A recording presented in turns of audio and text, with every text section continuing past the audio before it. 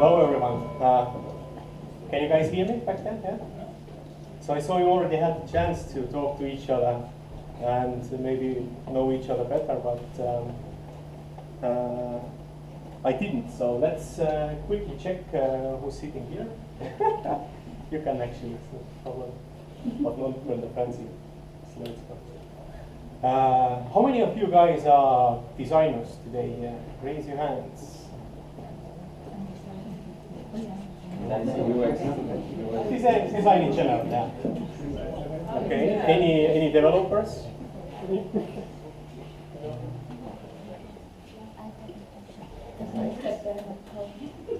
Any marketing? One month back. It's actually, I just went to the Boom Hackathon this weekend, so I hope it's not going to be like a pitch talk today, but it's going to be different. It's going to be, I think it's going to be a inspirational talk above all, because as you know, like big corporations, they are not really eager to share their company secrets. The biggest secret in technology companies, of course, is first of all technology. Secondly, the brains behind the technology. So a little bit of the awesomeness in the area UX and technology I had to leave out today. Didn't get the confirmation from PR that I can show some stuff, so I had to delete about 10 frames, 10 slides from my presentation. I still hope you enjoy it. No. Let's stand up and go. So yeah, my name is Moira, and I am a designer. So, like about 1/3 of you guys here. So I'm a totally normal guy. Like all creatives, I was born in Tartu, Southern Estonia, and moved to Tallinn about 8 years ago. So I started up as a totally normal designer in a small company. Crazy guy who had lots of questions, lots of ideas about, and of course a really strong opinion about everything. So I was, when I finished school, I thought I knew everything, and of course I showed that. Now I know it was a mistake because you actually learn through doing. So I started to do lots of stuff, and now I'm standing here and trying to impress you guys. And I'm already, today's speech talk is about UX, but I'm gonna start with a story. They say design is storytelling, so it's like always, let's tell a story. I was coming back from UK last week. I was visiting my colleagues at the London design studio, and on the flight back, I was sitting next to a guy. He seemed like a really cool guy. He had like fancy clothes on and like a total hipster, like a proper beard and fat glasses and perfect haircut. I didn't check that because like, there's no leg, you know. So, and he had a huge book on his lap, like a really fat book, and it was covering the legs. So. This book was about, I saw him like when we entered the plane. This book was about Elon Musk, like man behind Tesla, and the cover was really well designed. So I got curious, like, should I ask him or not? So I asked him, "What's this book? What's it about?" So he was like, "Yeah, it's Elon Musk, you know." And it's like, "Oh yeah, I know him. Yeah. So what's this? What can I read? What you reading about right now?" So he said, "Yeah, it's really weird. Although this guy is selling like the most awesome car on earth, did you know that he has 2 patents which allow him to make calls from computer to phone?" I didn't know that. I was like, wow, it's really so interesting. Even though I work at Skype, I didn't know that. You work at Skype? Yeah, whoa. So I was like, yeah, he was like, he continued for like a minute, and then he was like, "So you're an engineer?" "Yes." "No, I'm a designer." "So what do designers do at Skype?" he asked next. And actually, he's not the first one. Everyone asks Always the same question. I'm a designer, Skype, so what do you do now? What do designers do at Skype? And at that same moment, the steward, it was a steward, by the way, fancy looking guy, they brought sandwiches to everyone. So we started to eat, and then because I'm like always on the plane, I always sleep a lot, so I eat fast, and I'm used to that. So I ate this sandwich really fast, and then I just started to like look out of the window and think about stuff. And I thought about, man, like next time when someone asks me, what do designers do at Skype? So I needed a story again. Like I needed something that I can tell to, like, let's say, you guys next time when you ask me. So I used the chance to practice this now. So for some reason, people always, when you talk about design and especially about Skype, the app, it's like so simple. There's nothing to design. There's just few buttons and like there's a video on the background. That's it. Like what's the design there? And it's like another kind of this like weird questions that people keep asking me all the time. And I won't tell you yet how many designers there are at Skype and what they actually do, but soon. So. The main thing that people think about UIs is like they're always so simple. There's nothing to do, and you guys are old when you think that you all are old. The guys who are watching this recording, I think they're old as well. And I'm like, because I'm a designer, I'm like totally old, like totally weird. And people care so much about how things look. It's like they always care about the design. And when they start to using these nice things, it's like totally different feeling. And when you, I mean like guys, fancy car, when you sit in, it's the first time you interact with a UI, it's not so simple anymore. It's like simple, not so simple at all. This one at least, like voice control. Yeah, you remember this one? So, but that's future, guys. So I asked myself, I asked this guy later as well, like when we continued our talk, that is it really about the simplicity? Why do you think it's so simple, like the UI? It looks simple, but do you realize that behind this simplicity there's actually like lots of work? Like someone who wrote this book, for example, or someone who invented this book, he actually had to do a lot of work to actually get this thing right. All the, whatever it's called, pages, and the cover design, and like the page numbers and everything. There's like a huge work behind that. And it's same with design. I sometimes I think the same. Maybe it is simplicity, but what if not? Let's say a phone. You all had like similar phones like 10 years ago, maybe 15 years ago. You just wanted to make calls. That's it. Really simple. You press one button, you dial the number, you press a button, you end the call. That's it. So, but after some time you wanted more. You wanted to send SMSs. You wanted to send MMSs. You wanted to receive those as well. You wanted call history. You wanted a blocked call list. You wanted dual SIMs. You wanted bigger screen. You wanted colors. Everything. Devices grow bigger. That's not so simple anymore. And the antenna, they probably like. Of course, yeah, there was one guy who invented this. Solved some problems, but it's only the looks. It's only what's outside. Can someone tell me how you configure VPN in this device, or how you set up remote DNS and stuff like that, or important stuff like, let's say, how to change it? But some people don't know even what's the pin, like the pin lock, like they don't even know how to configure that. Yeah. It's all learning process. There's nothing simple in the world. So for most designers in Skype, it's I think the same. You have to believe that the people you're serving or people you're designing stuff for, they don't want actually simple things.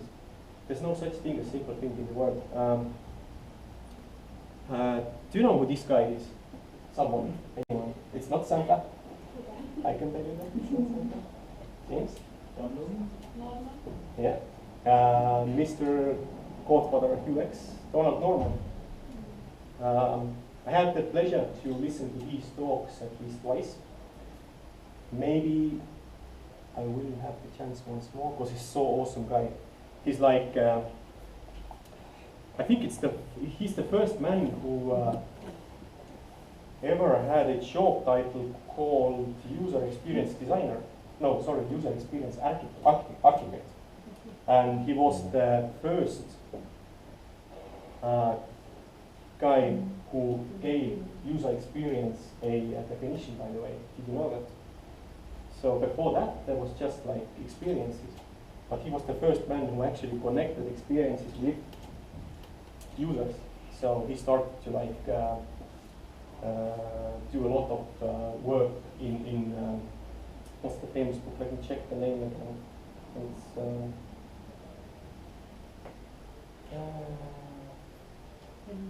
the design of everyday things. It's like one of his famous works. He's like it's like the book, if I remember correctly, is about communication between objects and users. So it's really awesome. So if you find this book somewhere, the design of everyday things, you should read it, of course. There's lots of more on internet. So this is how this guy looks. Really funny guy, by the way. He's like, he has charisma, he has like everything. And when you listen to him talk, it's like really inspiring. So he's actually one of the reasons why I do UX. And it's like, you can really, when you listen to this guy, you can really understand it. And if you, this kind of person who is curious, who asks questions, who has a strong opinion about things, then you're probably the best candidate for UX designer. So one of his famous talks was about complexity. So he strongly believes that there is no such thing as simplicity because, do you think this is simple? It's a normal Korean food, like breakfast, let's say. And it's normal, it's not a special, nothing, it's just a normal food that they have every day. Complex but enjoyable. It's not simple, although you actually, when you use it, you know what to do. And next example, train station. Complex but understandable. One example, okay, who can tell me which direction you have to turn the lock? Is it the door that you can push or pull? It should be all like Why? Have you seen people going into supermarket and what's not open? And then someone else comes in. It's complexity in everyday life. Another thing. Which light do you turn on with this button? Which direction is on the top? It's like complexity and everyday life. People start to label things. So, yeah, okay, one more example about complexity, which designers can actually fix, because when you put this into context, then it actually works. So right now you can't tell which direction the wind is blowing. But if you have an airport here, you can probably tell this direction. You don't need north or south direction, but then you know like what way to lift up or come down with the plane. So complexity is everywhere. Life is complex, and I strongly believe, like this guy believes, that it's actually about understanding. Design is never about making things simple, because first of all, life is complex. Tools must match life, so it's all about understanding. There's no such thing as simplicity. And UX designers are the guys, the brains behind making things usable and understandable. So UX at Skype. Like I said in the beginning, I had to unfortunately delete some of the slides. So I had to redesign my whole deck this morning, but I still hope there's some awesomeness in there.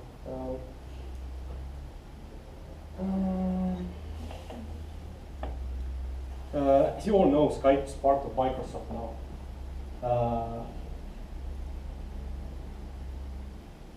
I kind of like it. And I think as a UX designer, it's really important to have something that you work on which is being used by as many people all around the world as possible. So you can do like every other user experience designer and designer as well that I know, like juniors to seniors, they do live tests. They do tests on the crowd, like right now I could do this for you. But when you start working in a big corporation, it's scary. It's the numbers. I mean, Microsoft has about 100,000 employees, which work all over the world. Skype has 2,000, and 400 are sitting in Tallinn. It's mainly developers, but Tallinn has also you can actually count them on 10 fingers, sometimes on 5. Yeah. So we have a small design team sitting in Tallinn, and it's only because the developers need someone to hold their hands. Developers are like, let's release. That's it. And there has to be someone, of course, project manager, will tell, whoa, super, let's release tomorrow. So that's like 5, 4, 6, sometimes 7 guys sitting in Tallinn office and just hold the hand, tell these guys, chill, man. Take a beer, let's think this through. And I'm one of these guys, but the whole design studio is actually 100 plus people. It's mostly between 4 locations. London is the biggest, I guess, about 60. Then some guys in Europe, and like I said, in Tallinn about, depends, 5 to 6. So the design studio is split between many teams, you could say, yeah. So it's brand guys who work together with marketing, like that's a totally different world, like different planet. Then there's researchers, which are actually also part of design, really important guys for me because this is where I get my data when I do something, when I design something, when I have to make decisions. It's these guys that I turn to. The UX guys, so me, you, or the other UX guys out there. Visual designers. By the way, I just recently joined the visual team. You know why? It's one thing that happens with designers. If you are old school like me, I'm like really old, and I started like really early. So I've done lots of different stuff, lots of cool stuff, lots of uncool stuff. But I've done lots of stuff. So at some point, you just feel that you know everything, and you want to do more. For me, and I know there's lots of guys out there that think the same way, visual designers are actually UX designers with artistic skill. So there's like guys who can draw wireframes and guys that can do like paper prototypes, but they are lacking the visual design skills, so they are UX guys. So the next step is actually visual UX plus creative skills. So I joined them just because I want to actually build what I draw on the paper, or what I have in a brief, or what I have prototyped somewhere in HTML really quickly. So yeah, I joined the visual design team. Of course, there are like copywriters who provide the content. It's also part of the design, because content changes design a lot, changes how you interact with the content, etc. Copywriters are responsible also for the languages IP. I'm not sure how many different languages we have in Skype. My colleague from years ago. So Windows 8.1 version Skype and went out in 106 languages. So you see, I mean, copywriting is really important, and 106 languages makes designing complicated, makes your decisions are like, you will see afterwards when so copywriters, prototyping. Again, next step, like after visual design, copy, everything is done, and some coding to be done. DI, that's something not new, but it's not used often, the term. It's design integration. So these are the guys who are sitting in Tallinn. I used to be like a design integrator for, and not like some guys, do you mean interaction? No, integration. It's designers, visual designers with UX and coding skills. So if you are, like, most of the guys in Estonia used to be coders in the 90s. Like everyone was a programmer, everyone did something. So today, when you see a skilled design integrator or let's say even animators, because today animations are done in coding, but they probably are from Lasnamäe, and they are really awesome in coding, which is you have to like keep these guys close to you. Yeah, and of course, like huge part when we talk about telecommunications, like making calls, instant messaging, really huge part of that is animations, which is also part of UX. Like there's a lot of UX work to be done in animations and also sound, because these two things, like the last two things, they are also like experiences. And user experience is never only about what you see in the web or what you see in the app. It's also what you hear, what you like animations, what you see with your eyes. Even video is actually part of UX, or actually UX is part of the video. Like that, you know. So we love challenges. That was a huge list of challenges, and which makes, I think, which makes the designers working for big companies so interesting and awesome. Of course, is that we love challenges. But now we have come to the point where I have to delete 3 slides. So I will immediately go to the principles. There was some awesome stuff I wanted to show. Yeah, lots of theory, but the principles according to what designers at Skype have to work is, it's changing right now, because, like you know, it's like we are now a part of Microsoft, and we also have to adopt these principles that they use, and we have to do a lot of communication with designers on the US side and in London. And, even though Skype is today still a brand, and we can do what we want, so to say, we still have to take care that we follow these principles that Microsoft does. So I try to put these down as simple as possible. They may sound complicated, but actually once you practice these, or once you know what they are, you can do like really cool things using these principles without like having to fear about that something won't work. So let's quickly check what these are. Pride in craftsmanship. To say it in short, I think. I'm sorry. Question. Does anyone need him to speak with the microphone? Yes. How long? Yeah. How long did you wait for that question? I can actually speak louder as well. Sometimes just you have to remind me. Because there's also a microphone. It's, you know, when I move, then I might like.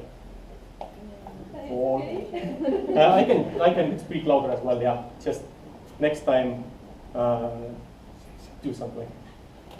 I have to experience the problem, you know. So yeah, pride in craftsmanship. Actually, it's about paying attention to every small detail.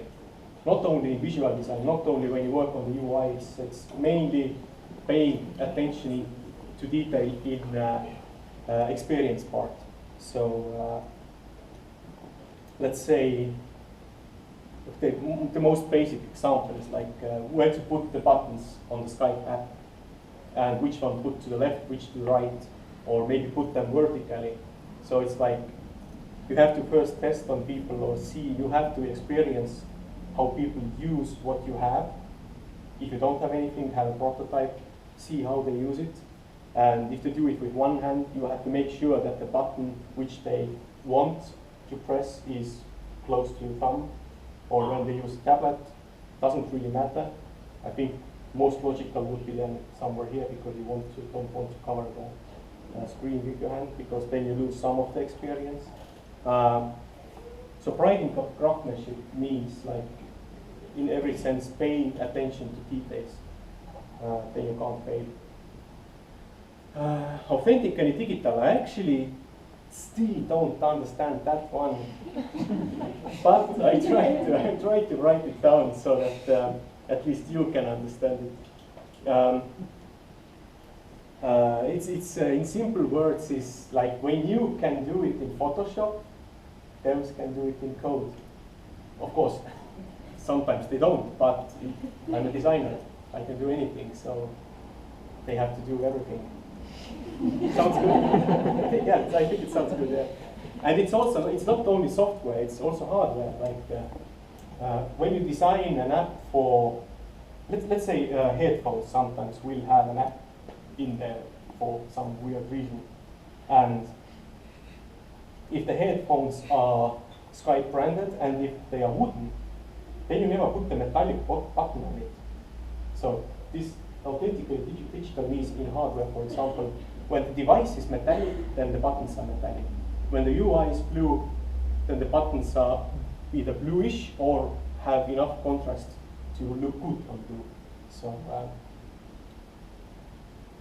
something like that. Fast and fluid. Be fast and fluid. So the simplest way to put this is probably that you should get rid of all the UI components and focus on the content. Because the experience is more about the content. When you read a newspaper, how often do you think that, oh man, again I have to turn a page. Oh, so many adverts. Let's turn the page again, maybe there's some news there. You don't think about such stuff. It's you just think, what's on this page, what's on that page, what's on the other side, which page number is it? Oh, the logo is too small. So it's like content, it's all about content. Okay, two more with less. You have heard that one before, yeah. It doesn't mean simple, no, not at all. Less is not simple. I mean, this is not simple. It has only one button.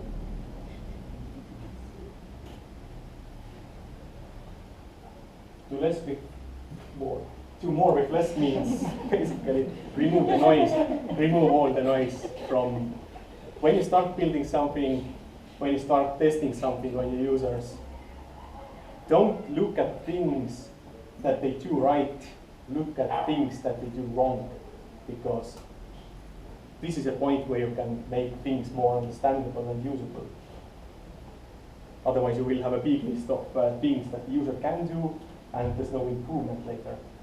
So win as one.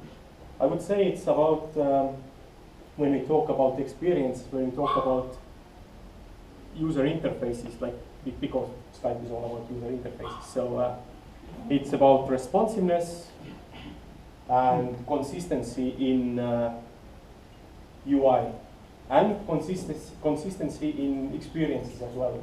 So when you use a device, when you use an app, for example, again, like because Skype is app, on a laptop, you use it some weird way.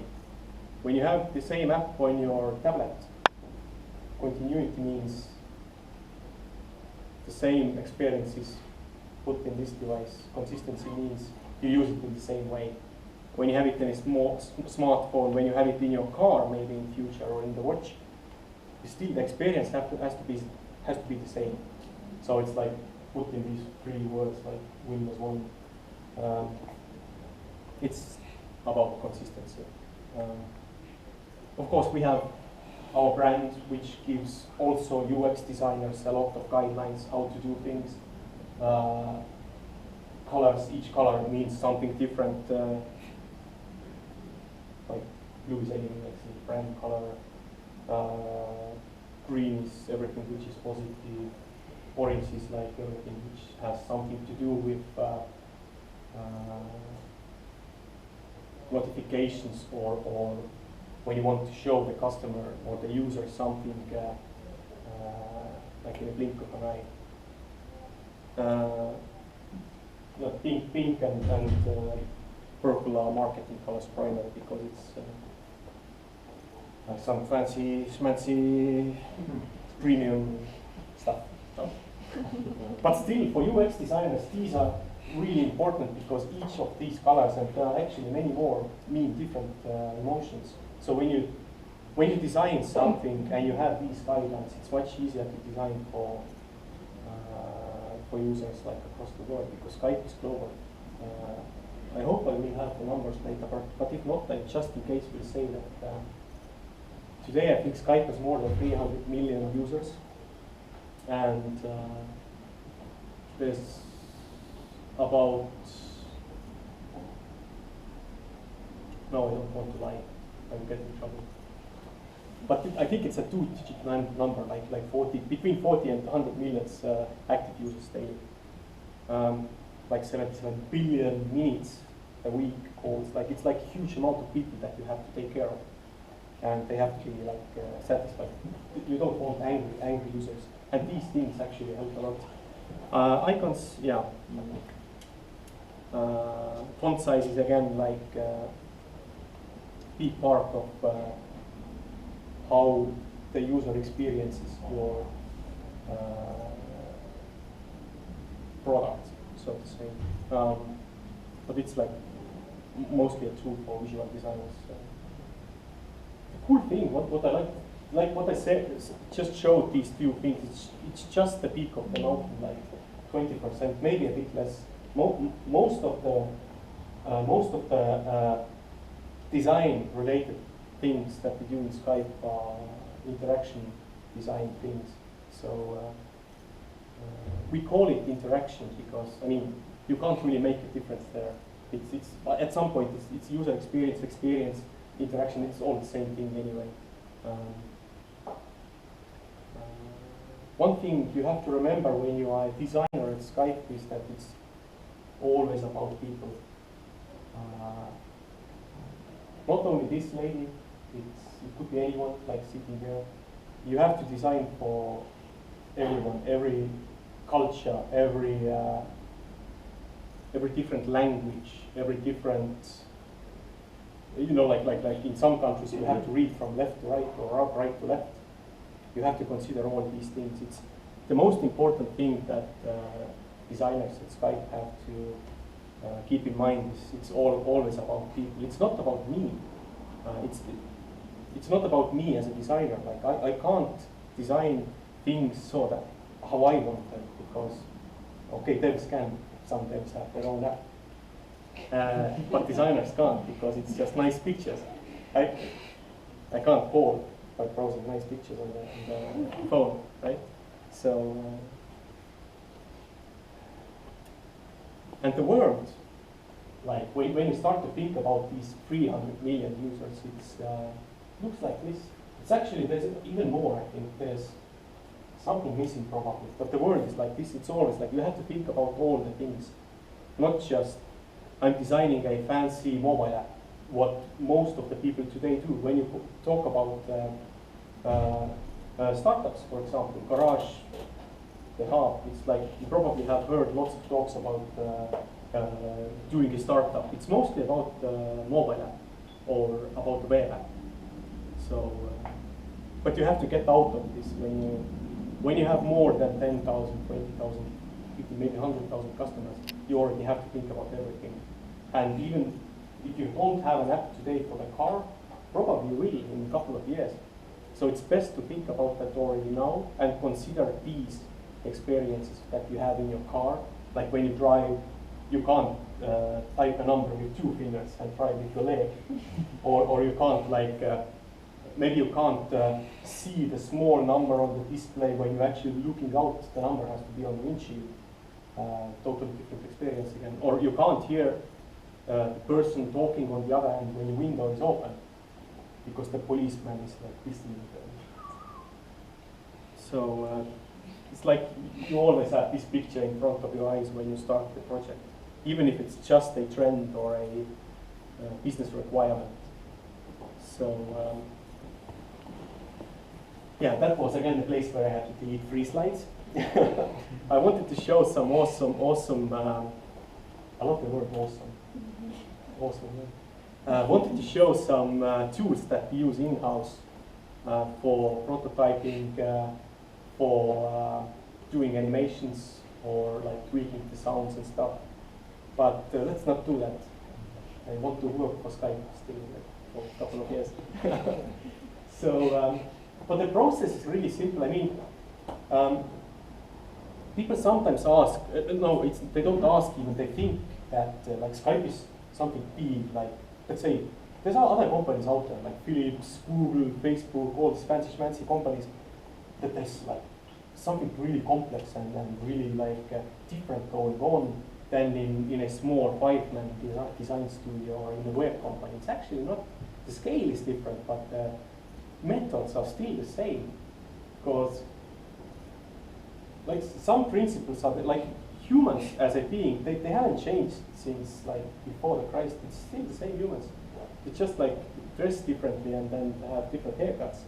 But like what's in there, it's still the same. So the process is also really simple. Of course, each team can have his own or its own process of like how we approach problems. But when it starts, like when we start to build something, there's probably first a trend. If you want an example, like I'm pretty sure Skype was the first one to use circular avatars, like in messages. One of the first, yeah. So it was a trend, and you had to adapt. Of course, business saw a need there, because like circular is cute, circular is modern, so there's probably money in there, and that's where everything starts. The cycle on the pink background, the magenta background, is actually it's a constant loop. And that's the part where I sit and where many other designers in Skype sit. They do the research, or they get the data from somewhere. A brief is being written, then there's like concepts, things are being drawn out, maybe already prototypes. And then there's a design, like not the final product, of course. Like a design can also mean architecture. It doesn't have to mean anything visual. The design is never like only visual. So, and then testing begins. Like if there is something visual, you start to test. You can do, like I said, you can do wife test at home in the evening. You can test on your colleagues. You can test on the developers. You get awesome answers. It's like different world. They like, why is this button red? Or, I know, you can end the call, but why it's red? So you start to think like, what's his problem? but you can't like you can't say to him, dude, it's like standard. It's like, what? You can't, because when someone thinks that this button has to be another color, there's probably others. Not only devs, but maybe others as well. So testing is a really big part of my everyday work. What I like a lot is drawing stuff on paper or on the wall, and just some random guy comes by and I ask him, like, hey, do you know what's going on here? I don't even tell him that I did that. And like, sometimes you get like, But you don't, you show no emotions. You just listen to him and what he thinks, what's going on there. You do your conclusions, you go to the next guy with a bit improved version, but you still have the old one as well. But because the other guy might actually like the old one better, you never know. You have 2 or 3 different versions, you just go around. It's like, there's nothing, of course there's fancy things going on, but I can't tell about these things, but the basics are the same. I mean, if you have learned design somewhere, if you have worked in a design studio or done anything related to design or anything related to prototyping, you probably know these practices. It's all the same, like go through testing all over again, do wireframing, do prototypes. Okay, sometimes we do, we have a 3D printer at the office. Sometimes we do we print stuff out if it's about hardware. I think I can, there's a video in Vimeo or YouTube about that, how Microsoft actually prints devices in a 3D printer before they test it. And it's like a really awesome device. It can print different materials and colors and everything. And they do the testing on these devices like immediately. We don't have that, but we really need that as well. So we are working most of the time on with tools that we have built ourselves, because when you know what you have to do, then it's really hard to. You've probably been there. You need something to be done, and you're trying to find the right tools for that, but you don't. Then you just take something and you learn it and you stay with it, even though it's not the best one. So if you have the possibility or the skills or the capacity to actually develop something for you, so you can do the research and so you can do the testing, do it, because it's the best way, I think. But because you can build a tool so that it's specifically meant for whatever you're doing, and you can always improve it because you know what's going on there, and you can like add features or take features away if you don't need them anymore.